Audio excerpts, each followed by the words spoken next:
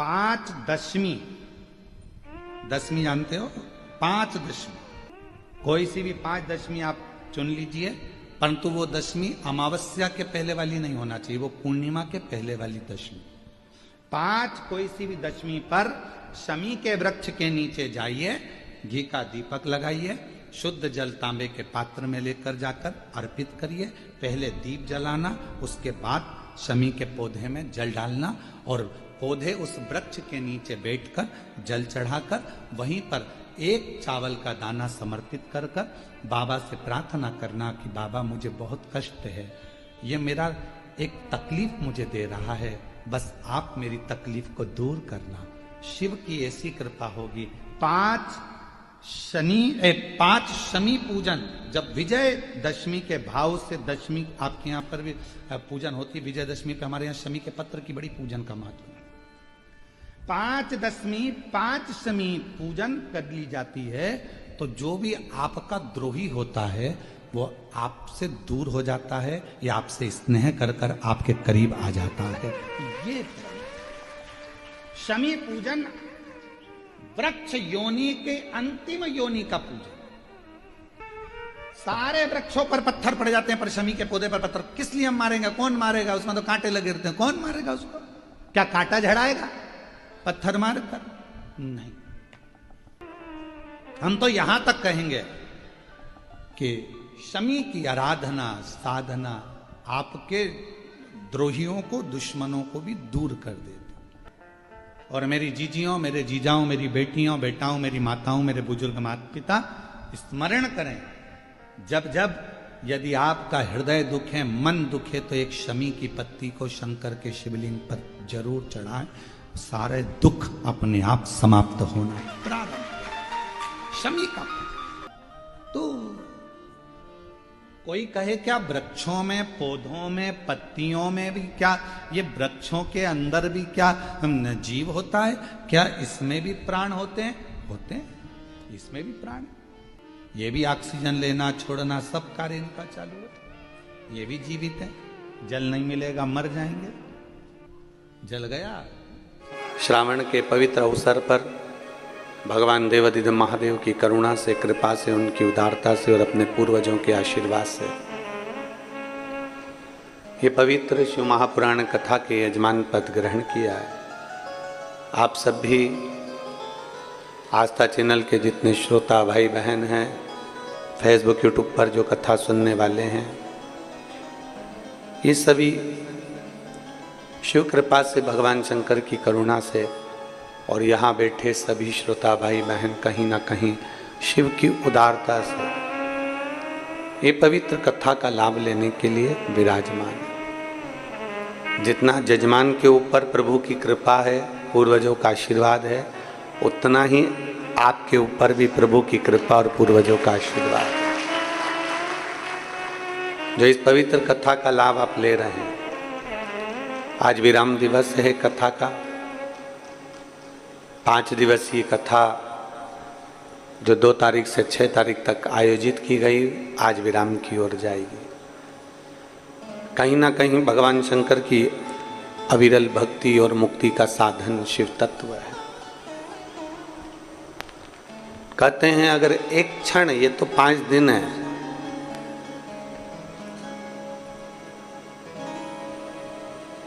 एक क्षण भी अगर मिल जाए मेरे शंकर की भक्ति करने का, या एक क्षण भी मिल जाए शिव तत्व को जानने का, तो उसको बहुत मानिए। ये तो 5 दिन है, 7 दिन, 5 दिन, 9 दिन, 11 दिन, ये सब चलता है। भगवान शिव की भक्ति का दिन निश्चितता नहीं। एक क्षण भी अगर आपको मिल रहा है तो वो श्रेष्ठ है।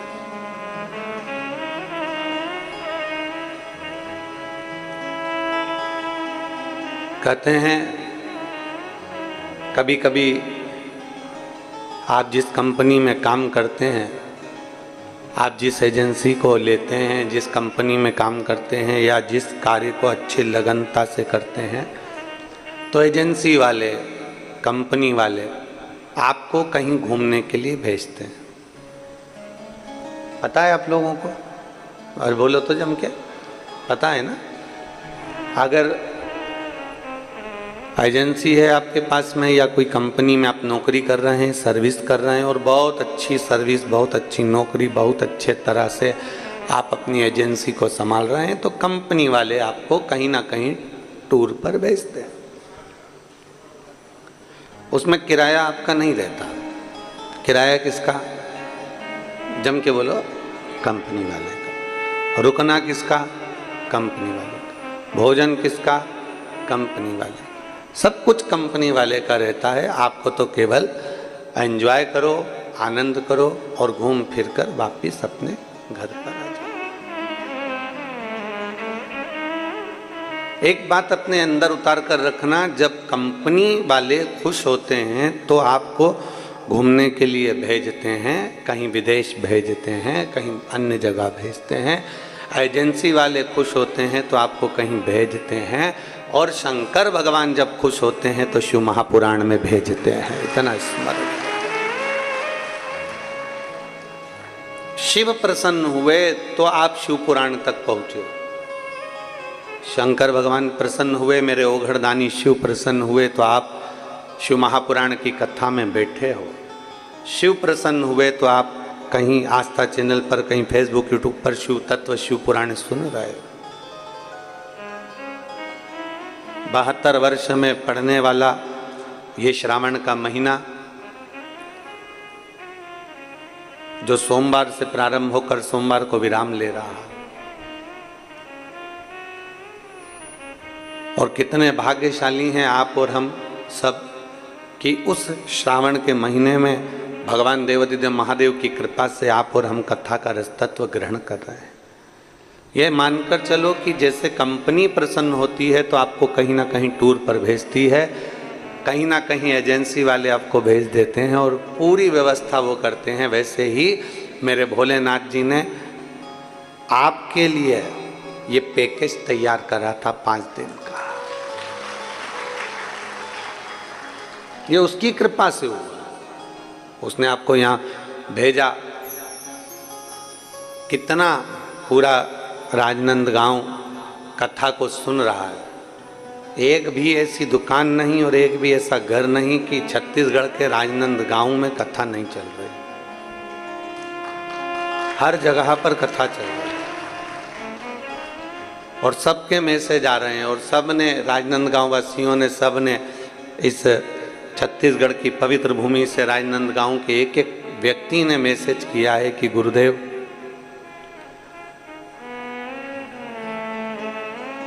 अभी हमारा पेट नहीं भराया।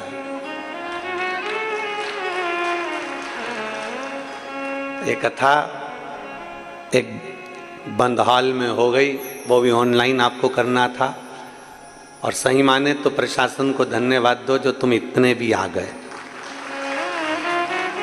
नहीं तो ये कथा ऑनलाइन के माध्यम से ये रहता है कि पूरा हॉल खाली रहता है। ऑनलाइन का मतलब ही है कि पूरा हॉल खाली, केवल कुर्सियां कुर्सियां रहती और जजमान रहते, उसके सिवाय कोई ना रहता, कोई नहीं। ऑनलाइन का मतलब ही है कि अपने अपने घर से श्रवण करो। कितना व्यवस्था करी है प्रशासन ने, जरा देखो क्यों करी ये इतनी व्यवस्था, क्योंकि सब तैयारी में बैठे हैं अपने अपने घर से, बस एक बार महाराज कह दे कि कथा में आ जाओ, एक बार। फिर ये इतना फोर्स जो लगा कर रखा है पुलिस प्रशासन ने, कलेक्टर महोदय ने, एसपी, एसएसपी, कमिश्नर आदि, आईजी आदि ने, टीआई सब लगे हुए हैं, चाहे वो तहसीलदार बंधु हों, एसडीएम हो, एसएसपी, सब लगे, पूरा फोर्स लगा कर रखा चारों तरफ। और केवल इसलिए कि भक्त लोग यहाँ तक नहीं पहुँचे, और ये कथा ऑनलाइन है।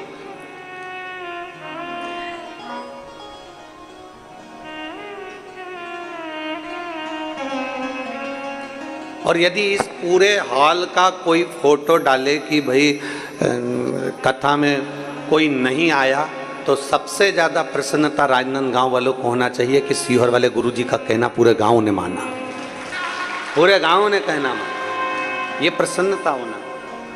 तो उन्होंने लिखा मैसेज में कि अभी हमारा पेट नहीं भराया, हम तो मधुसूदन यादव जी से कहेंगे और यजमानों से कहेंगे कि देवाधिदेव महादेव आप सबको इतना दे कि आने वाले समय में ये कथा हॉल में नहीं ग्राउंड में होना चाहिए। इतना दे आपको, और दिल से ये कथा संपूर्ण राजनांदगांव वालों की नहीं, संपूर्ण छत्तीसगढ़ वासियों के लिए एक प्रसन्नता का केंद्र है। हम भी कर रहे हैं कि होना चाहिए, और बड़ी मेहनत आप लोगों का, बड़ा परिश्रम इस कथा में रहा है। प्रशासनिक परिश्रम ज़्यादा रहा प्रशासन को, क्योंकि आसपास से पूरा घेर कर रखना, कोई भीड़ ना एकत्रित हो जाए। ऑनलाइन कथा है, उसका स्मरण रहे। तो कहीं आपको अगर ये पैकेज मिला है 5 दिन का, आप अगर कथा में आकर बैठे हो, तो कंपनी में नौकरी करते करते अच्छा काम करते हो तो कंपनी वाले भेजते हैं, एजेंसी में अच्छा कार्य होता है तो एजेंसी वाले भेजते हैं, और आप भगवान शंकर को कुछ अच्छा कर्म किए होंगे, आपके पूर्वजों ने कोई पुण्य अधिक ज़्यादा किया होगा, तो बाबा ने भी आपको ये पैकेज में यहाँ भेज दिया है। जाओ, सुनो, कथा का रस तत्व ग्रहण करो और अपने जीवन को सार्थक करो, सार्थक करो।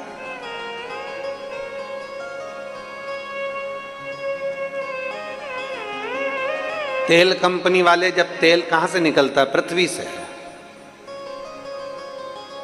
और तेल निकला पृथ्वी से, और उस पृथ्वी से निकले हुए तेल को फिर रिफाइनरी में भेजा जाता है, और रिफाइनरी में जब वो तेल तैयार होता है, रिफाइनरी में जब वो तेल क्लीन होता है, साफ होता है, तो 100 लीटर अगर तेल भेजा गया है तो उसमें से 90 लीटर बचता है। 10 लीटर रिफाइनरी में वो तेल बेकार कचरे में चला जाता है, डस्टबिन में चला जाता है। 100 लीटर तेल में से जो जमीन में से तेल निकला, जो पृथ्वी में से तेल निकला, उस तेल को 100 लीटर तेल को भेजा जाता है रिफाइनरी में। रिफाइनरी में क्लीन होने के बाद वो तेल 90 बचता है, 10 खत्म हो जाता है, 10 समाप्त हो जाता है, क्योंकि 10 लीटर उसमें से कचरा निकल जाता है, केवल 90 लीटर बचकर मार्केट में आता है।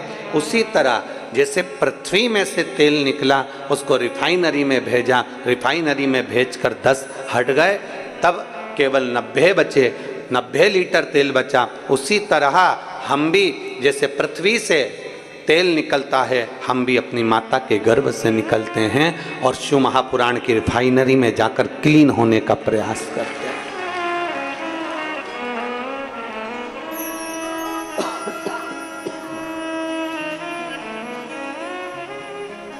ये रिफाइनरी शिव महापुराण की कथा, इसमें हमारे काम, लोभ, आसक्ति, वासना, तृष्णा, मोह, क्रोध, ये सब समाप्त हो जाता है। एक साधारण व्यक्ति और एक शिवपुराण कथा सुनने वाला व्यक्ति, दोनों के चेहरे की चमक देखिएगा, आपको अंतर नजर आए। आप यहाँ पर आई हुई जीजियों को, जीजाओं को, मेरी बेटियों को, मेरे बेटाओं को, मेरी माताओं को, जो ऊपर नीचे सब दूर बैठे हैं, इनको देखिए। जो आस्था चैनल पर कथा सुन रहे हैं उनको देखिए, जो फेसबुक के ऊपर कथा सुन रहे हैं उनको देखिए, और एक साधारण से व्यक्ति को देखिए। दोनों में अंतर दिखेगा, दोनों में, इनके चेहरे पर और उनके चेहरे पर अंतर दिखेगा, क्योंकि इनके अंदर एक भगवान शिव के प्रति विश्वास केंद्रित हो जाता है, विश्वास जागृत हो जाता है, तो वो जीव फिर भटकता नहीं है। उसके अंदर एक भाव उत्पन्न हो जाता है कि मुझे भटकना नहीं, मुझे शिव की शरणागति ग्रहण करना। और शिव शरणागति के बराबर कोई सुख नहीं। छत्तीसगढ़ वासियों को तो ये सावन का जो महीना है, जो 72 वर्ष के बाद मिला है, उसमें भी भगवान शंकर ने 3 कथाएं आपको दी। एक आपने भिलाई से श्रवण कर ली, दूसरी ये ऑनलाइन राजनांदगांव से श्रवण कर ली, तीसरी फिर वो नए रायपुर से आप श्रवण कर लेंगे 12 तारीख से 16 तारीख तक, 1 बजे से 4 बजे तक। तो ये कहीं शिव भक्ति का एक आनंद है। रिफाइनरी में पहुंचा तेल, रिफाइनरी में 90 लीटर तेल बचा, क्योंकि 10 लीटर उसमें कचरा था। उसी तरह हमारे जीवन में भी बहुत कचरा समाया हुआ है। क्रोध रूपी कचरा है, अहंकार रूपी कचरा है, आसक्ति रूपी कचरा है, वासना रूपी कचरा है, तृष्णा रूपी कचरा है। निंदा रूपी कचरा है। हम इसमें डूबे हुए हैं, हम इसमें समाहित हैं और उस कचरे को बाहर निकालना बहुत जरूरी है। उस कचरे को निकलना बहुत जरूरी है। जब ये कचरा बाहर निकल जाता है, ये कचरा जब समाप्त हो जाता है, तो एक आनंद अपने भीतर खुद ही बढ़ जाता है। और शंभु शरणे मांगू घड़ी रे दुख का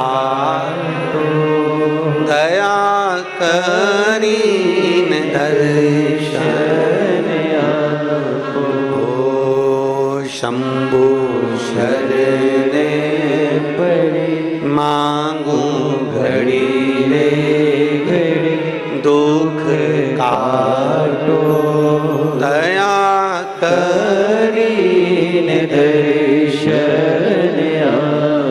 अपने भीतर के कचरे को हमें साफ करना होगा, हमारे अंदर के कचरे को हमें साफ करना होगा। और जब हमारे भीतर का कचरा साफ हो जाएगा, क्लीन हो जाएगा, तब निश्चित है कि भीतर, वो कहते हैं ना, वो एक लाइन आप लोग हमेशा गुनगुनाते हैं, हमने आंगन नहीं बुआरा कैसे आएंगे, अब तक गंदा पड़ा है द्वारा कैसे आएंगे। हमारे आंगन को हम नहीं बुआ रहे। आंगन से मतलब ये नहीं है कि आपने अपना घर नहीं बुआरा, घर में झाड़ू नहीं लगाई, पोछा नहीं लगाया, सब कुछ घर तो क्लीन रखा है। घर में तो पर्दे भी बदले हैं, घर में तो तुम बेडशीट भी बदलते हो, घर में तो रोज नूतन भोजन भी बनाते हो, घर में तो तुम रोज श्रृंगार भी करते हो, घर में तो तुम रोज नया नया कुछ करने का प्रयास करते हो। शिव महापुराण की कथा भी यही कहती है, जैसे घर में रोज पोछा लगाना जरूरी है, घर में रोज झाड़ू लगाना जरूरी है, घर में रोज सफाई करना जरूरी है, रोज नया श्रृंगार करना जरूरी है, रोज नई साड़ी कपड़ा वस्त्र आभूषण पहनना जरूरी है, उसी तरह अपने मन को भी प्रतिदिन नूतन करना जरूरी है, नया करना जरूरी है, भगवान का भजन करना जरूरी है। वो क्यों छूटे? और जब हमारे भीतर का अहम, हमारे भीतर का अहंकार, जब हमारे भीतर की आसक्ति, जब हमारे भीतर की तृष्णा, लोभ, ये सब समाप्त ही नहीं होता, तब तक परमात्मा मिल भी नहीं सकता। बहुत कठिन है महाराज। इसीलिए तो शास्त्र कहता है कि त्रेता में, सतयुग में यज्ञ से, अनुष्ठान से, साधना से, भजन से, आदिक आदिक तप साधना से प्रभु मिल जाते थे। पर कलयुग केवल एक ऐसा है कि जिसमें कलयुग केवल नाम धारा और सुमर इस कलयुग में केवल एक नाम की आधारशिला है। आप जितना भजेंगे, आप जितना स्मरण करेंगे, उतना आपको सुख का अनुभव हो जाएगा। पर दिक्कत तो यही है ना कि व्यक्ति जपता तो है पर छलबस जपता। भगवान का नाम जपता जरूर है, ऐसा नहीं कि संसार में कौन नहीं जपता।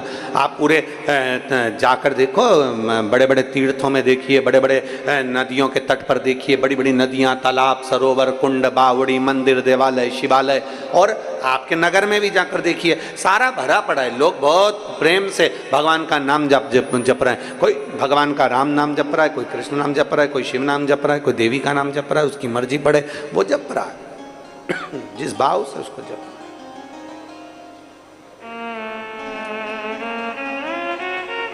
उसका जैसा मन करता है वो जप रहा है। पर यदि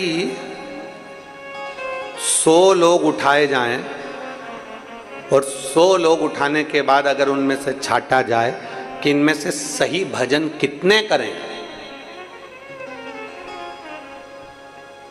सही भजन करने वाले कितने, भगवान शंकर को रिझाने वाले, भगवान को मनाने वाले कितने, 100 में से अगर हिसाब लगाया जाए तो कहीं थोड़ा सा 2-5 कुछ ऐसे निकलेंगे जो भगवान शंकर की सही भक्ति में लगे हुए हैं, सही भजन में लगे हुए हैं, सही स्मरण में लगे हुए हैं। बाकी के तो जितने आपको नजर आएंगे, हो सकता है कि कहीं ना कहीं वो विचलित तो हो अपने चित्त से, अपनी वृत्ति से, अपने मन से विचलित। कहीं अगर भगवान शिव की कृपा आप पर हुई है, भगवान शंकर की करुणा हुई है, आप शिव मंदिर तक जा रहे हैं, आप शंकर का गुणगान कर रहे हैं, आप शंकर जी के मंदिर में एक लोटा जल समर्पित कर रहे हैं, आप भगवान देवादिदेव महादेव को रिझाने का प्रयास कर रहे हैं, तो ये मान कर चलो कि कहीं शिव तत्व की बड़ी कृपा हुई है आप पर, भगवान शंकर की बड़ी करुणा, बड़ी करुणा। हमने पहले दिन भी कथा में कहा था, आज फिर कहते हैं, अपने घर जाकर अपनी नजर जरूर उतरवा लेना कि भगवान शंकर की कितनी कृपा आप लोगों पर हुई, इसका कोई वर्णन नहीं, कितनी करुणा।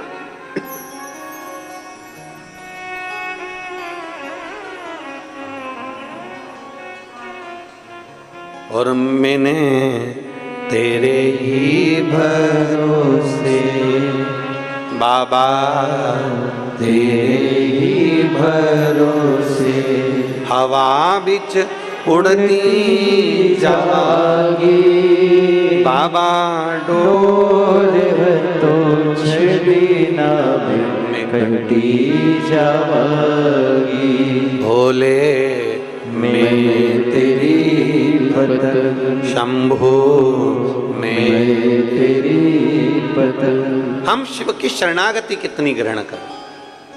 तारकासुर असुर हुआ, जिस तारकासुर ने भगवान ब्रह्मा जी से वर मांगा था कि अगर मैं मरूं तो शंकर जी के बेटे के द्वारा मरूं, शिव के पुत्र के द्वारा। मांगने वाला भी अगर मांग रहा है और वो भी असुर, राक्षस, और असुर भी मांग रहा है, तो क्या मांग रहा है कि शंकर के पुत्र के द्वारा मरूं। इंद्र ने तारकासुर से जाकर पूछा था ये प्रश्न कि तूने ऐसा वर क्यों मांगा, तूने ये वर क्यों मांगा। मतलब शंकर भगवान समाधि में लीन है और वो उनकी शादी नहीं होगी, इसलिए तू मरेगा नहीं, तूने इसलिए मांगा।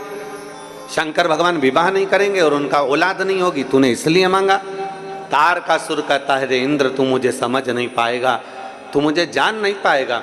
इंद्र के मन में संशय रह गया, वो संशय लेकर इंद्र ब्रह्मा जी के पास चले गए और ब्रह्मदेव से फिर उन्होंने अपना संशय, इंद्र ने कहा कि तारकासुर मांग रहा है कि मैं शंकर भगवान के पुत्र के द्वारा मरूं। मतलब तारकासुर ये जानता है कि शंकर की समाधि नहीं टूटेगी, शंकर जी विवाह नहीं करेंगे, विवाह नहीं करेंगे तो औलाद नहीं होगी, संतान नहीं होगी, पुत्र नहीं होगा, तो ये मरेगा नहीं। या तो इसलिए मांगा उसने, या कोई और कारण हो सकता है। भगवान ब्रह्मदेव ने तुरंत इंद्र से कहा, इंद्र तेरी बुद्धि छोटी है, तेरा चित्त छोटा है, इसलिए तू श्रेष्ठ नहीं देख पा रहा। तारकासुर ने भगवान शंकर से उनका पुत्र के द्वारा मरना इसलिए मांगा क्योंकि तारकासुर शंकर भगवान का भक्त है, बस सामने प्रकट नहीं करता पर दिल से शिव की आराधना करता है और वो चाहता है कि शंकर जी की शादी हो जाए, शादी होगा तो संतान होगी और संतान होगा तो मेरा वध होगा, वो हित चाहता है।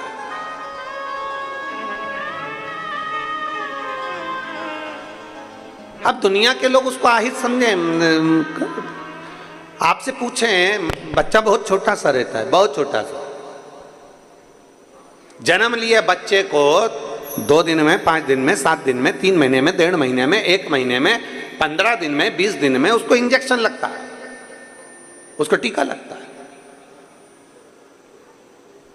आप सब माँ बैठी हो, आप सब मेरी जीजियां बैठी हैं, सब माताएं बैठी हुई हैं और सारी आस्था चैनल पर मेरी जितनी जीजियां कथा श्रवण कर रही हैं, जितनी मेरी माताएं कथा श्रवण कर रही हैं, वो जानती हैं गोदी में छोटा सा बच्चा है, अभी जन्मा, दुबला पतला छोटा सा, हड्डी हड्डी शरीर में उसके, छोटा सा, बहुत छोटा। अब जन्म लिए बच्चे में कितना प्राण होगा। पर आपसे पूछे मेरी जीजियों से कि आपको मालूम है कितना कष्ट से हुआ है, कितने साल के बाद हुआ है, कितनी मुश्किल से हुआ है। इतना छोटा सा तो बालक है, छोटा सा बच्चा है, छोटी सी बेटी, छोटा सा बेटा है, छोटा सा बाबू है। इसको अब डॉक्टर ने कहा है इसको इंजेक्शन लगेगा, टीका लगेगा, फिर भी माँ अपने हृदय पर पत्थर रखती है और अपने बच्चे को लेकर हॉस्पिटल में टीका लगवाने जाती है। गई कि नहीं गई? बोलो बोलो, जम के बोलो। गई। क्यों गई? काय के लिए गई? जब उसका इतना चाहने वाला पुत्र, और उसको मालूम है रोएगा ये कम से कम अभी 4 दिन 5 दिन रात को भी नहीं सोएगा, रोता रहेगा रोता रहेगा रोता रहेगा। उसको मालूम है बुखार भी आएगा, उसको मालूम है इसको बुखार जरूर आएगा। वो माँ को मालूम है इसकी तबीयत खराब होगी, पड़ा रहेगा, सुस्त होकर रोता रहेगा, दूध भी नहीं पिएगा, माँ को सब मालूम। पर माँ फिर भी उसको इंजेक्शन लगवा रही है, उसको टीका लगवा रही है, क्योंकि उसको मालूम है कि आज अगर मैंने लाड़ प्यार में इसको टीका नहीं लगवाया तो इस बच्चे की पूरी जिंदगी खराब हो जाएगी। इसको कहीं मालूम पड़े कि कोई शरीर का रोग ना हो जाए, कहीं शरीर का रोग, इसका कोई हाथ पैर शरीर कोई ऐसा बेकार ना हो जाए, तो माँ उसको अपने हृदय पर पत्थर रखकर उसको टीका लगवाती, माँ उसको इंजेक्शन लगवाती।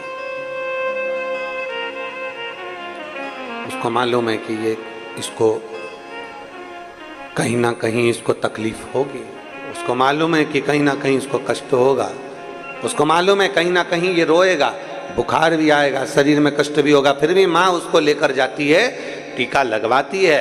क्यों? क्योंकि आज अगर इसको टीका नहीं लगा, इंजेक्शन नहीं लगा तो इसका कल बिगड़ जाएगा।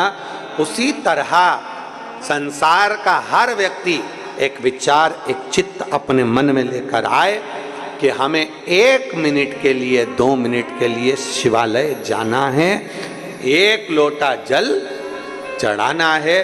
क्यों? क्योंकि अगर मैं आज नहीं गया तो मेरा कल बिगड़ जाएगा, इसलिए आज अगर मैंने जल चढ़ा लिया तो मेरा कल भी सुधर जाएगा। ये निश्चित है,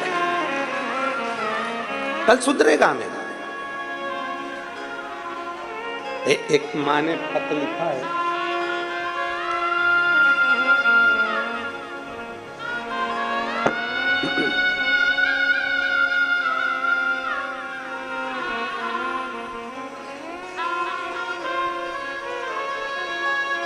मंजू यादव, आप ही बेटा, श्री शिवाय नमस्तुभ्यं, आ जाओ बच्चे को लेकर आ जाओ। मंजू यादव, मैं राजनंद गांव की निवासी हूँ। मेरा फोन नंबर ये है। गुरुजी, मेरी 2 बेटियां हैं और बेटियों के बाद में मुझे 18 साल हो गए थे। कई बार परिवार हो चाहे दूसरे हो, ताना तो देते ही हैं कि एक बेटा नहीं, एक लड़का नहीं। बेटियां होने के बाद मेरे पास 18 साल हो गए। डॉक्टर ने एक बात कह दी थी कि अब तुम्हें औलाद नहीं हो सकती, समय निकल चुका है।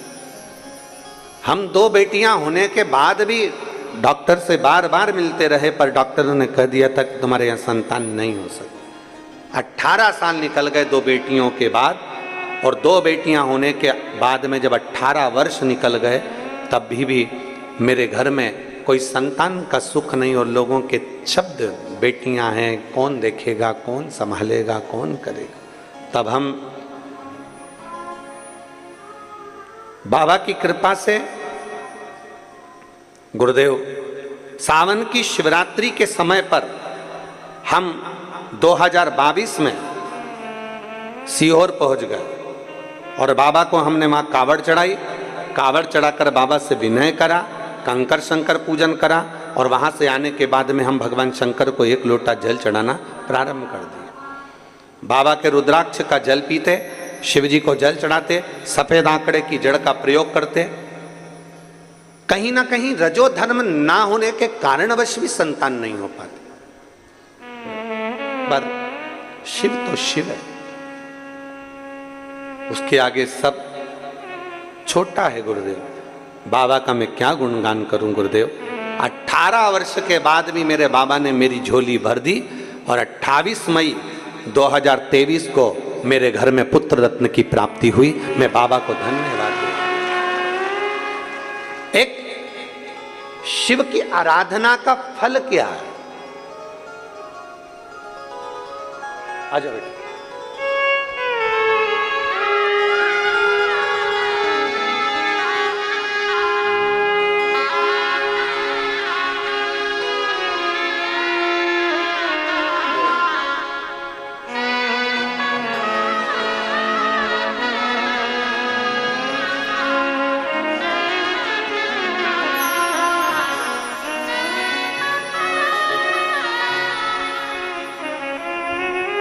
एक शिव की आराधना का फल क्या,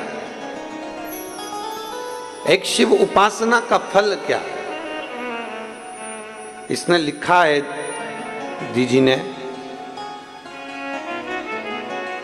जब 2 बेटियां हो गई और बेटियां होने के भी 10, 11, 12 वर्ष निकल गए, 15 वर्ष निकल गए, 16 वर्ष निकल गए, 18 साल निकल गए, तब तो आस ही छोड़ दी थी कि अब कोई संतान नहीं होगी और पुत्र तो होना ही, आस छोड़ दी।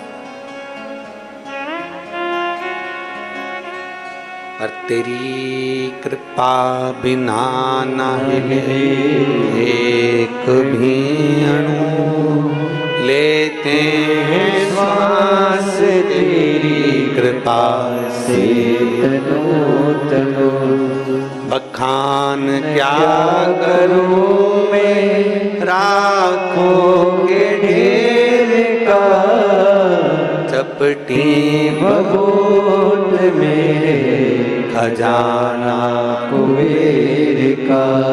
हे गंगाधार मुक्ति द्वार ओमकार तू, भोले ओमकार तू।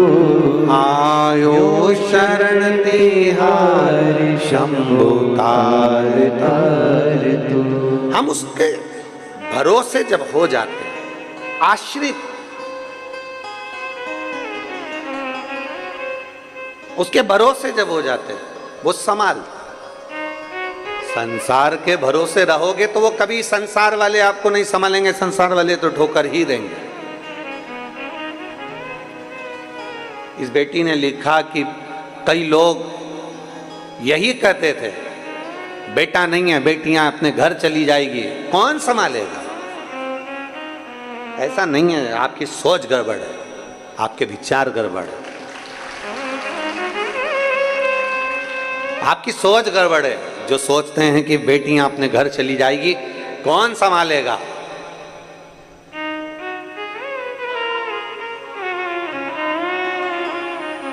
जिसका कोई नहीं उसका तो शिव है यारो, क्यों विचार कर। शंकर की आपको स्मरण में होगा भगवान कृष्ण की कथा का कि भगवान कृष्ण की नानी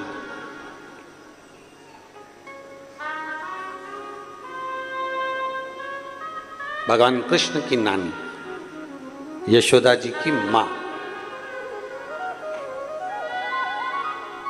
जिनका नाम था पाटला देवी। क्या नाम था? पाटला देवी।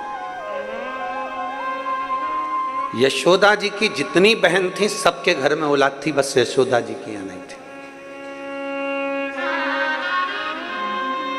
यशोदा जी की जितनी बहन थी सबके घर संतान थी, पर यशोदा जी की यहाँ नहीं।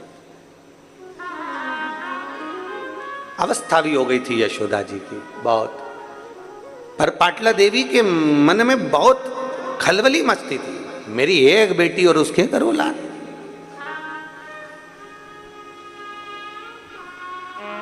जरा बेटियों से माता पिता का प्रेम भी बहुत ज्यादा होता है, इसलिए वो सबसे पहले यही देखते हैं, बेटी के घर में औलाद नहीं, बेटी के घर संतान नहीं। पाटला देवी को, यशोदा जी की माता को यह बात खलती थी कि मेरी बेटी अब उम्र हो गई है, अब उसके घर औलाद नहीं होगी, पर मेरा विश्वास करता है कि मेरा महादेव उसको औलाद जरूर दे। पाटला देवी प्रतिदिन यमुना जी के घाट पर जाती, बालू का शिवलिंग बनाती, आराधना करती। यह पाटला देवी का नियम था, माता यशोदा की माता जी का नियम था, भगवान कृष्ण की नानी का नियम था।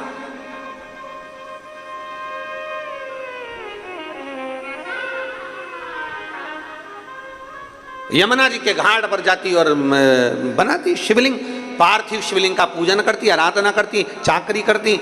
एक दिन पाटला ने पार्थिव शिवलिंग को बना तो लिया पर विसर्जन ही नहीं करा, ले शंकर जी को विसर्जन नहीं करा। और पार्थिव का नियम है, प्रदोष के दिन संध्या काल में रात्रि को हो सकता है, शिवरात्रि के दिन रात्रि को हो सकता है, पर बाकी के दिनों में चाहे सोमवार हो, मंगलवार हो, बुधवार हो, गुरुवार हो, शुक्रवार हो, शनिवार हो, बाकी के दिन अगर आप पार्थिव बना रहे हो तो रात्रि होने से पहले उसका विसर्जन होना जरूरी है।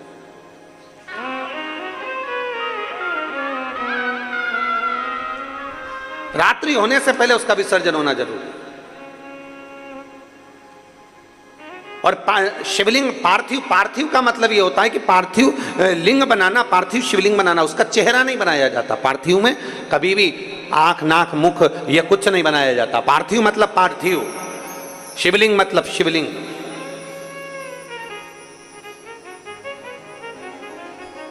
आजकल थोड़ा फैशन ज्यादा हो गया है तो लोग पार्थिव का भी चेहरा बना देते हैं ना।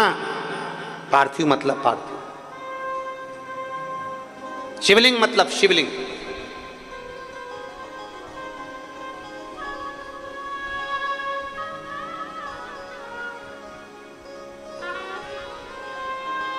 अब फैशन में लोग बनाने लगे, वो अपनी जगह पर शास्त्र जो कहता है, शास्त्र के अनुसार, शास्त्र में कहीं वर्णन नहीं आया कि आप शिवलिंग का, आप पार्थिव का कहीं मुख बनाओ कि नाक बनाओ कि आंख बनाओ। पार्थिव मतलब पार्थिव, शिवलिंग मतलब शिवलिंग। शिवलिंग का निर्माण किया। अब मां यशोदा जी की माता पाटला देवी ने पार्थिव लिंग का विसर्जन नहीं किया। घाट पर ही है, वहीं बैठी है, विसर्जन नहीं कर रही। और बस शिवलिंग के जो जलाधारी है, उस जलाधारी पर, पार्थिव पर हाथ रखकर बैठी है और भगवान को पुकार रही। हमने परसों की कथा में कहा था, पुकारे जाओ, पुकारे जाओ, पुकारे जाओ। 10 साड़ी देखते हो तब एक साड़ी पसंद आती है, 10 कपड़े देखते हो तब एक कपड़ा पसंद आता है। उसी तरह 10 बार पुकारोगे तब एक पुकार भोलेनाथ सुनता जरूर है। पुकारो, बोल बम का नारा है। आवाज, नाश्ता ज्यादा करिया है क्या? जरा दमदारी से बोलो, बोल बम का नारा है, सारी समस्या का हल। अब यहां शिव तत्व कह रहा है 10 बार पुकारोगे तब एक पुकार मेरा शिव सुनेगा। 10 बार पुकारा, सुनेगा। हाथ रखकर बैठ गई। कभी कभी तुम्हारा भी दिल कर जाए तो शिवलिंग हो, मंदिर, देवालय, शिवालय हो, शिवालय में जो जलाधारी होती है, जो चरण होते हैं जहाँ से पानी नीचे बहता है, वहाँ अपना हाथ रखकर कभी कभी बैठ गए। शिव, अगर मंदिर में भीड़ ना हो तो, भीड़ हो तो तुम फालतू मत बैठ जाना, नहीं तो हालत खराब हो जाए। भीड़ ना हो तो हाथ रखा, बैठ गए। मुझे तेरा ही सहारा है मेरे भोले। हाथ शंकर के जलाधारी पर, उससे अपने मन की बात।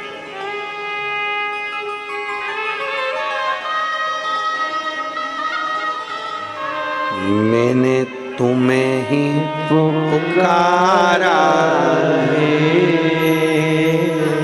मेरे भोले बाबा। हाथ जलाधारी पर पुकार। पाटला देवी ने हाथ रखा जलाधारी पर, विसर्जन नहीं कर रही, आज उठी नहीं है, उठी नहीं। शंकर भगवान ने विचार करा, मुझे लगता है आज जिद पे अड़ गई, आज मुझे लगता है जिद। कभी कभी बच्चा मचल जाता है ना, तो माँ और बाप उस बच्चे की बात को फिर थोड़ा ना थोड़ा स्वीकार करते ही। मचल गया, कभी कभी रोज रोज मचलेगा तो फिर झाड़ू से झुड़ भी दिया जाएगा। कभी कभी जरा शब्दों पर जाना चाहिए, शब्दों का स्मरण करना चाहिए। कभी कभी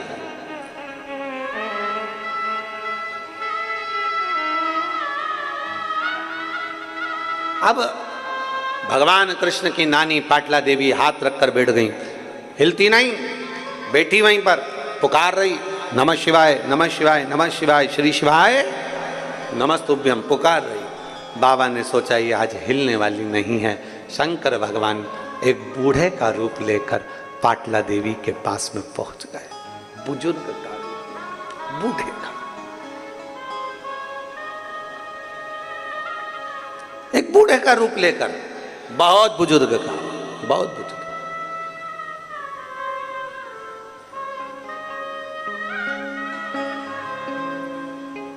कल जब हम शिव भक्तों से मिल रहे थे तो उसमें एक माता मिलने के लिए आई थी जिनकी उम्र 106 साल थी। खंडेलवाल जी आप भी देखे होंगे, वो साइड में बैठी थी, स्मरण में होगा। काय शुक्ला जी आप मिले थे, 106 वर्ष की थी, 106 वर्ष।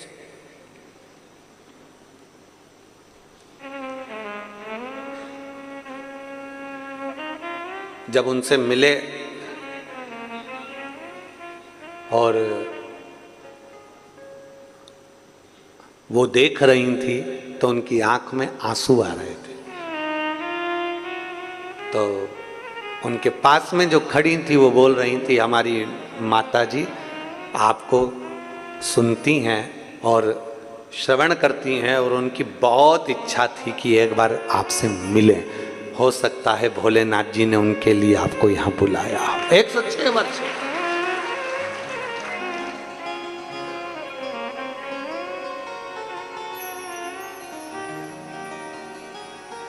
एक बुजुर्ग का रूप लेकर मेरे महादेव आते। कभी कभी हो जाता है शिव तत्व को प्राप्त करने का एक भाव प्रकट हो जाता है। शिव तत्व का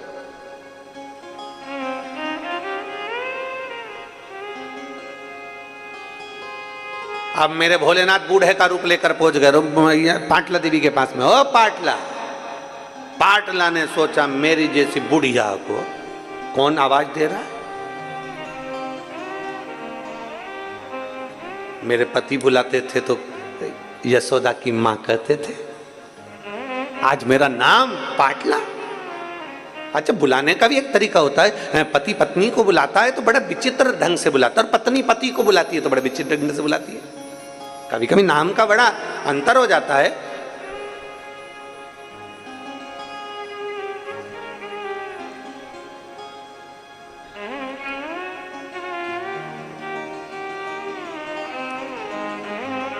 बड़ा नाम का अंतर है। अब एक बार की तो कथा है, इंदौर में हम कथा कर रहे थे और इंदौर में जब बहुत साल पहले, बहुत साल पहले की बातें, लगभग हो गए होंगे 20-22 साल पहले, अपना पैलेस में कथा चल रही थी और वहाँ कथा चलते चलते तो आरती पहले हम जय जगदीश हरे की गा रहे थे। तो इधर आरती करने वाले जो बाजू में खड़े थे और हम बोलते जय जगदीश हरे, पास में खड़ी एक माँ बोलती जय कल्लू के पिताजी हरे। वो जगदीश नाम ही नहीं ले। अब आरती तो पूरी हो गई पर ध्यान हमारा भटक गया, उसकी ओर गया। और आरती पूरी होने के बाद जब वो बेलपत्र तुलसी दल लेने के लिए आई तो हमने उनसे पूछा, हम जगदीश हरे बोल रहे हैं, तुम कल्लू के पिताजी हरे, ऐसा क्यों? आपकी क्या जगन्नाथ जी से कोई लड़ाई है? कहती नहीं, उनका नाम है। हमने कहा किनका? उनका। कभी कभी नाम का बड़ा अंतर पड़ जाता है। भारत में माताएं, कई माताएं, आजकल तो खैर लोग नाम से पुकारने लगे, पर भारतीय नारी पति का नाम। एक गांव में एक सर्वे करने वाले आए और गांव में सर्वे करने वाले आए और सर्वे करने वालों ने पूछा, आते से सब घर के दरवाजे बजाए, दरवाजे बजाते बजाते एक घर पर गए जहां उसका पति नहीं था, पत्नी अकेली थी, पत्नी बाहर आ गई। आते से पूछा क्या है? पति भी घर में है नहीं। पत्नी ने पूछा कौन है? हम सर्वे वाले हैं। अच्छा, जरा तुम्हारा नामांकन सर्वे करना है। बोलो क्या पूछना है? बताओ तुम्हारा नाम क्या है? उसने बता दिया मेरा नाम बिमला है। अच्छा, फिर बच्चे कितने हैं? कि 4 बच्चे हैं। नाम बताओ। उनका नाम बता दिया। पति भी है, उसका नाम?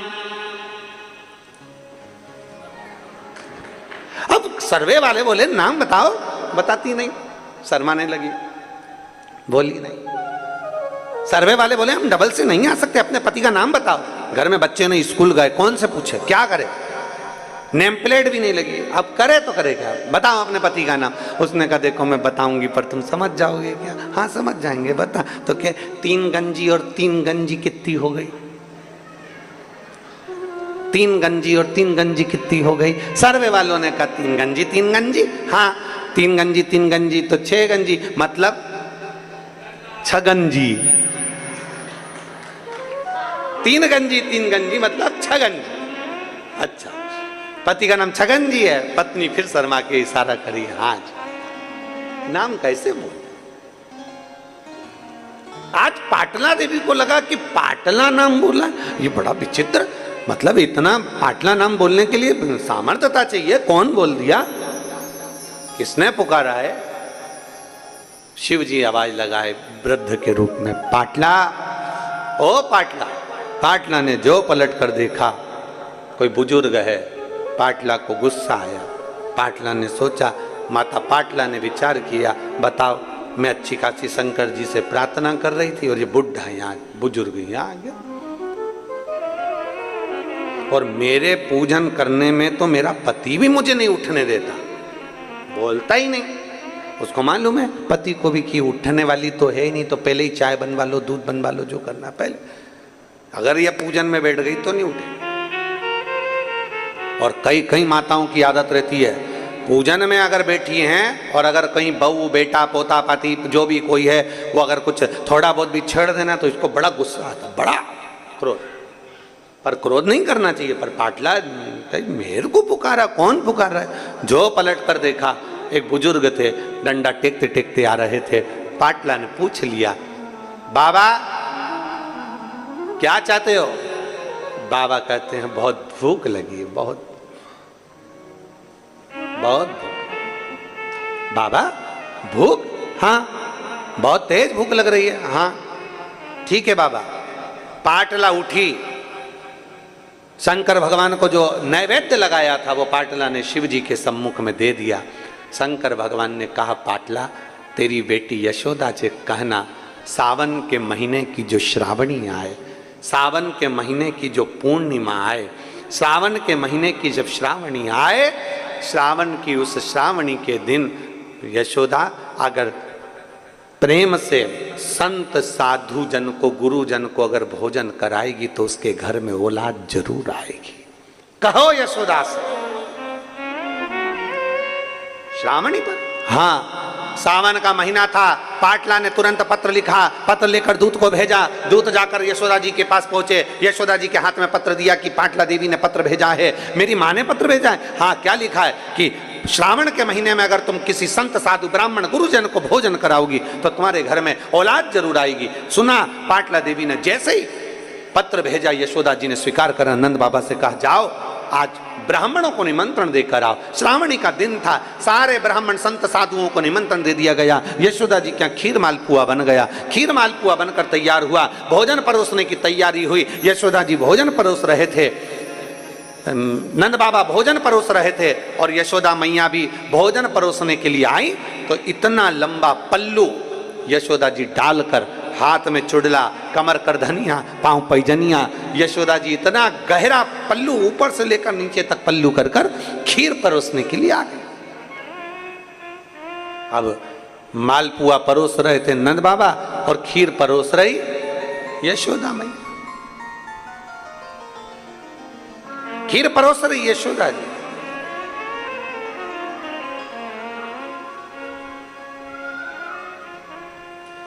दूध सामग्री जो होती है ना, वंश की वृद्धि करती है। आप लोगों के स्मरण में है कि नहीं है? श्राद्ध पक्ष में सारा भोजन कोई भी लगाकर ब्राह्मण को जिमाए उससे मतलब नहीं है, पर श्राद्ध पक्ष में तिथि पर, श्राद्ध में या अन्य तिथि पर, बरसी आदि तिथि पर अगर खीर का पात्र भरा जाए तो घर की बहू, घर की माता, घर की स्त्री, घर में जो ताई चाची जो भी है घर में स्त्री, उस खीर के पात्र को उसको भरना चाहिए। संपूर्ण थाली कोई लगाए और फिर निवेदन करेंगे। श्राद्ध पक्ष में एक बार प्रयोग कर देखिए। जिसके घर में 23 से 24 साल तक भी औलाद नहीं हो, 23 से 24 साल तक भी औलाद पैदा नहीं हुई हो, जिसके घर में संतान ना हुई हो, वो एक प्रयोग जरूर करे। एक प्रयोग जरूर करो कि 23 साल तक भी औलाद ना हुई हो तो श्राद्ध पक्ष में तुम्हारे दादा परदादा किसी का श्राद्ध घर में हो रहा हो, और किसी दादी का श्राद्ध, किसी दादा का श्राद्ध, किसी बुजुर्ग का श्राद्ध तुम्हारे घर में हो रहा हो, तो खीर के बर्तन में खीर तुम भरकर और उस ब्राह्मण को जिसको घर में बुलाया गया है भोजन कराने के लिए, वहां तुम देकर आओ और अगले श्राद्ध तक इंतजार करो। मेरा बाबा वंश की वृद्धि करता ही है, निश्चितता देता है, वंश बढ़ाता ही है।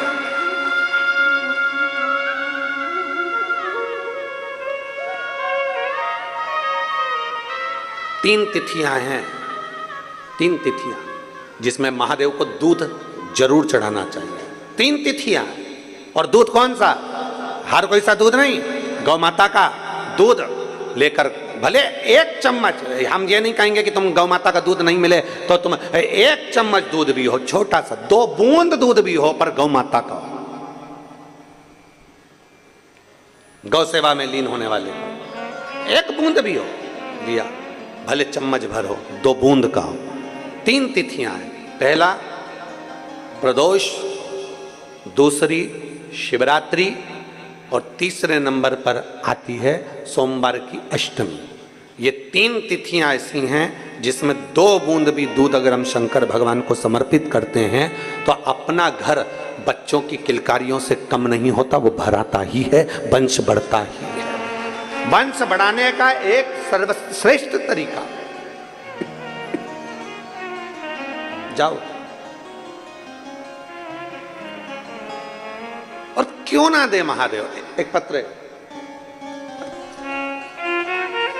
मैं प्रेरणा खंडेलवाल राजनंदगांव निवासी हूं, छत्तीसगढ़ की रहने वाली हूं। प्रेरणा खंडेलवाल कहीं बैठी हो तो हाथ हिला सकती हूं। मैं राजनंदगांव के निवासी हूं। आपके हैं? अच्छा, आइए एक बेलपत्र लेकर चलिए। मैं भोले बाबा का क्या गुणगान करूं गुरुदेव। मेरी शादी को 6 वर्ष हो गए थे पर संतान का सुख नहीं था। 2 बार गर्भ ठहरा, खराब हो गया। एक गर्भाशय रहा तो एक गर्भाशय रहा तो ट्यूब का मुंह बंद हो गया। इस कारणवश मुझे औलाद नहीं हुई बाबा, परेशान हुई। अब एक ट्यूब बची वैसे गर्भाशय की। डॉक्टर के हिसाब से मुश्किल था कि तुम्हें औलाद हो। एक ट्यूब बची, अब डॉक्टर के हिसाब से बड़ा मुश्किल था कि संतान हो। पर मैंने 1 लोटा जल चढ़ाना प्रारंभ करा, आंकड़े की जड़क बांधी, पशुपति नाथ का व्रत किया, सोमवार की अष्टमी का पीपल के पत्ते वाला व्रत उपास किया, तुलसी विवाह का पीला वस्त्र वाला प्रयोग किया, और रोज तुमरुक्वा जी का नाम लेकर भगवान शंकर के मंदिर में जाकर जल चढ़ाती और जल को नंदी के पास बैठकर आचमन करती। मैं बाबा को धन्यवाद देती हूँ, आज मेरे भोलेनाथ ने मुझे जुड़मा 2 बेटे दिए हैं। मैं बाबा को धन्यवाद देने के लिए आई। एक शिव तत्व, एक शंभु, एक औघड़ी, एक त्रिकालदर्शी, एक कैलाशी, अविनाशी, शिव तत्व इसी को कहा। एक विश्वास के साथ, एक भरोसे के साथ, एक दृढ़ता के साथ जब हम शंकर को भजते हैं, और तेरी कृपा बिना न हिले एक भी अणु, लेते हैं श्वास तेरी कृपा से तनो तनो। बखान क्या करूं मैं रागों के ढेर का, चपटी भभूत में खजाना कुबेर का। हे गंगाधार मुक्ति द्वार ओंकार तू, भोले ओंकार तू। आयु शरण तिहार शंभु तार तार तू। कहो यशोदा से, श्रावण के महीने में संत ब्राह्मण साधुजन गुरुजन का भोजन कराए। नंद बाबा ने निमंत्रण दिया श्रावणी करने आए हुए संत ब्राह्मणों को। भोजन तैयार हुआ, मालपुआ दे रहे थे, नंद बाबा खीर परोस रही थी, यशोदा मैया घूंघट बड़ा, हाथ में चूड़ा, पांव पैजनिया, कमर करधनिया, यशोदा जी खीर परोसने के लिए जब निकली, संतों ने, ब्राह्मणों ने, साधुओं ने देखा कि नंद बाबा की तो दाढ़ी सफेद है, नंद बाबा के तो बाल सफेद हैं, ये तो बूढ़े हैं। और क्या देखा, यशोदा जी जब आई तो इनको लगा, ऐसा लगता है कि नंद बाबा के छोरे की बहू दिखती है। इनको नहीं मालूम कि ये नंद बाबा की पत्नी है, इनको तो लगा कि छोरे की बहू है। सारे संत ब्राह्मणों ने सोचा आज हम भोजन कर रहे हैं इनके घर में, अपन देख रहे हैं कि इनके घर में भोजन, इनके घर में कोई बच्चे नहीं है, इनके घर में कोई संतान नहीं है। फिर सारे संत ब्राह्मण साधुओं ने एक साथ, यशोदा जी का तो मुख नहीं देखा था, चुड़ला पायल नई नवेली बहू जैसी दिखी, तो सारे संत ब्राह्मणों ने आशीर्वाद एक साथ दे दिया, पुत्र भव। क्या आशीर्वाद दिया? पुत्र भव। यशोदा जी ने अंदर मन में सोचा, पल्लू ली थी, बताओ नंद बाबा 60 के, मैं 55 की, और पुत्र होने का वर दिया, कैसे होगा। यशोदा जी ने जो अपना पल्लू हटाया, पल्लू हटाते से ही जितने संत ब्राह्मण बैठे थे सब ने देखा कि इनके भी बाल सफेद हैं, आशीर्वाद गड़बड़ हो गया।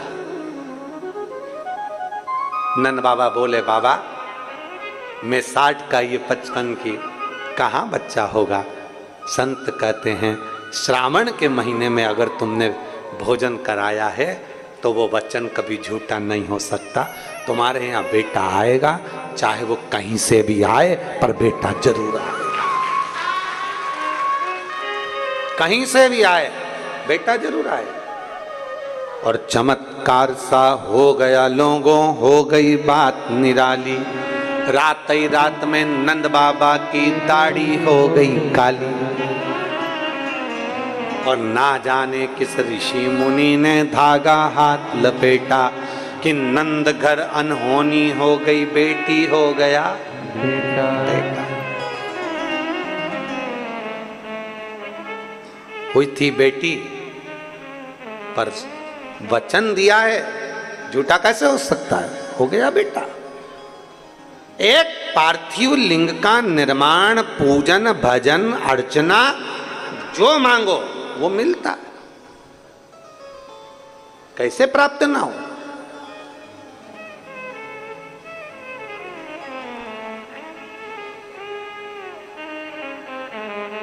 सब बराबर होना चाहिए, बेटा है, बेटी है, सब बराबर है, सबका सम्मान, सबका आदर, सबका सत्कार हो। शिव कथा कह रही है, भगवान शंकर का चरित्र कर, शिव महापुराण की कथा कर रही है। जब हम विश्वास के साथ में, भरोसे के साथ में, दृढ़ता के साथ में भगवान शंकर की अविरल भक्ति को प्राप्त करते हैं तो सुख का अनुभव होता ही है। कोई लेट बनता है, कोई जल्दी बनता है, शिव को जल चढ़ाने वाला एक दिन सेठ जरूर बनता है। आपकी आराधना, आपकी भक्ति कभी खाली नहीं हो सकती। संसार के लोगों से कामना रखोगे, संसार वाले कभी आपको आगे बढ़ने नहीं देंगे। पर जब अपना आत्मबल, अपना विश्वास जब प्रबल होता है तो व्यक्ति आगे बढ़ ही जाता है। कौन रास्ता देगा?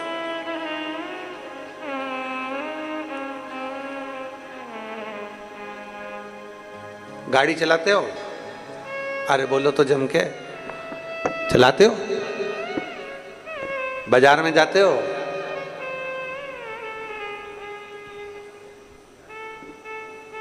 बहुत ट्रैफिक में, बहुत भीड़ में तुम कितना भी हारन दे लो, कितना ही, कोई साइड नहीं देता। सब अपनी मस्ती में बुड़ बुड़ बुड़ बुड़ करके गाड़ी अपनी अपने हिसाब से चला। वो तो ज्यादा तुम्हारा हॉर्न बजता है तो भी वो थोड़ा चिढ़ के थोड़ा सा रास्ता देता है। ट्रैफिक में से निकलने की जवाबदारी तुम्हारी है।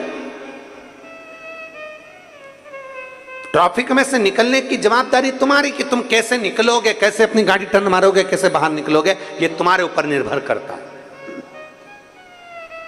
रास्ता कोई नहीं देता, रास्ता अपने को खुद बनाना, जम के बोलो जरा, बनाना पड़ता है। रास्ता कोई नहीं देता, रास्ता अपने को बनाना पड़ता है। भीड़ में से रास्ता तुम्हें बनाना पड़ेगा, भीड़ में से निकलना तुम्हें पड़ेगा। भीड़ में से तुम्हें अपनी गाड़ी निकालने की जवाबदारी खुद की है। दुनिया के लोग जीते जी कभी रास्ता नहीं देते, दुनिया के लोग मरने के बाद रास्ता देते हैं। फिर तो ट्रैफिक कितना भी भरा पड़ा हो और पीछे से राम नाम सत्य है, राम नाम सत्य है बोलते बोलते अर्थी आ रही है, सब साइड में होते चले जाते हैं। दुनिया के लोग जीते जी कभी रास्ता नहीं दे सकते। दुनिया के लोग तुम्हारे को ट्रैफिक में उलझा कर रखेंगे, दुनिया के लोग तुम्हें संसार में उलझा कर रखेंगे, अपशब्द में, गालियों में, ताने में, बद्दुआओं में तुम्हें उलझा कर रखेंगे। रास्ता तुम्हें जीते जी निकालना है, मरने के बाद तो दुनिया रास्ता दे देती है। मरने के बाद तुम्हें टेंशन नहीं लेना, रास्ता अपने आप मिल जाता है, परिवार के लोग ही दे देंगे मरने के बाद रास्ता। पर जीते जी रास्ता देना, बात तो वहां अड़ी पड़ी है। और जीते जी कोई रास्ता नहीं देता। तुम कितने भी हारन बजा लो, तुम कितना भी प्रयास कर लो, तुम कितना भी बोलने का प्रयास कर लो, चिल्ला कर भी जाओ, थोड़ा साइड में नहीं हो सकता क्या, थोड़ा साइड में नहीं जा सकता, नहीं।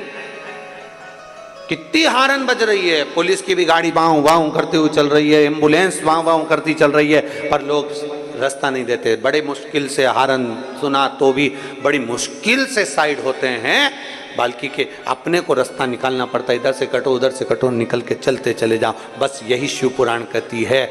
जिंदगी में बहुत ट्रैफिक है, बहुत ट्रैफिक, परिवार, नाते, रिश्ते, कुटुंब, कबीले, व्यापार, व्यवसाय, ये सारा ट्रैफिक से भरा पड़ा हुआ है। इसमें अपने को कैसे निकल कर जाना है, ये तरीका शिव पुराण सिखाती है कि अपने को कैसे निकलना। आप कैसे निकल सकते हो, आप कैसे बाहर जा सकते हो, ये आपके ऊपर निर्भर करता है।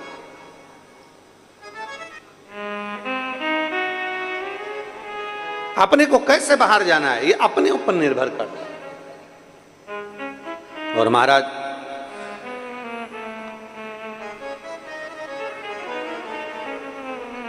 जब हम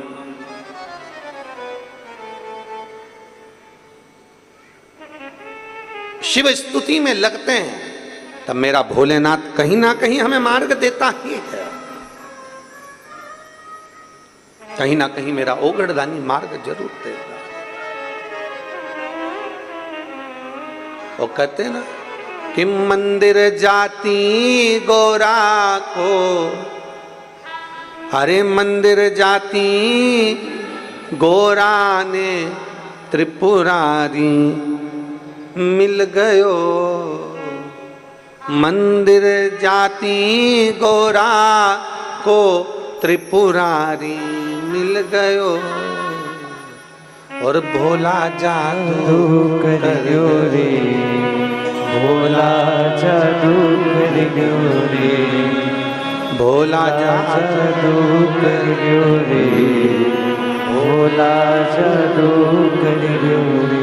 एक आराधना में, एक शिव भक्ति में, एक भगवान शंकर की अविरल भक्ति में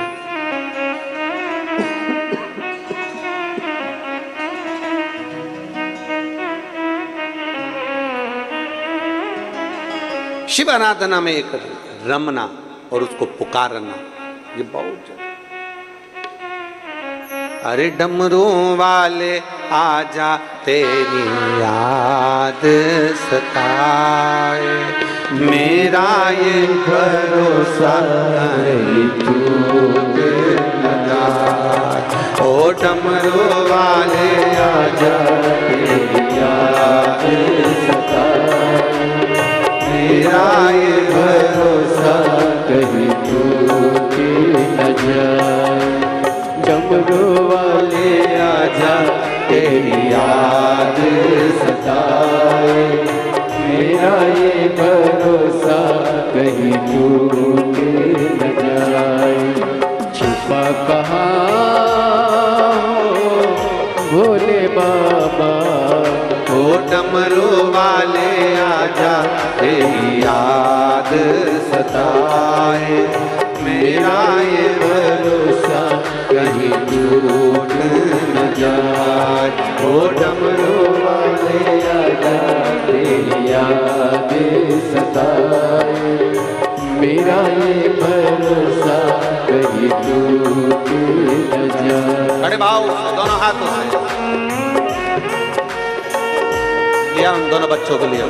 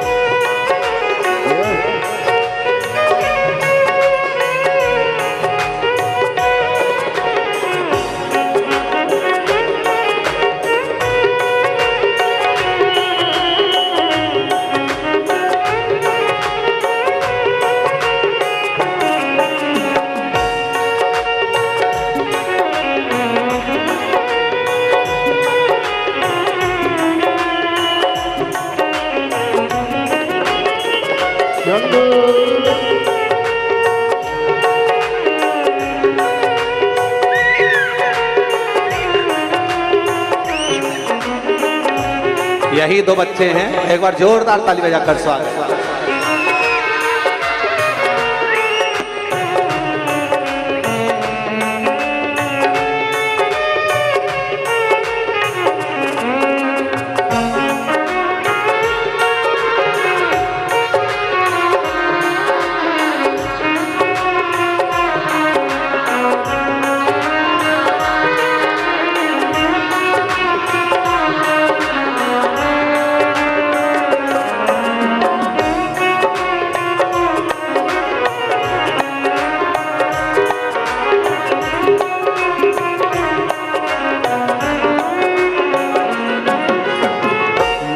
ये पुकारे दिल के सहारे, मन ये पुकारे दिल के सहारे, नैना हमारे तेरा रास्ता निहारे, नैना हमारे तेरा रास्ता निहारे, हर पल विचार छुपा कहाँ भोले बाबा, ओ डमरू वाले आजा, तेरी याद सताए, मेरा ये भरोसा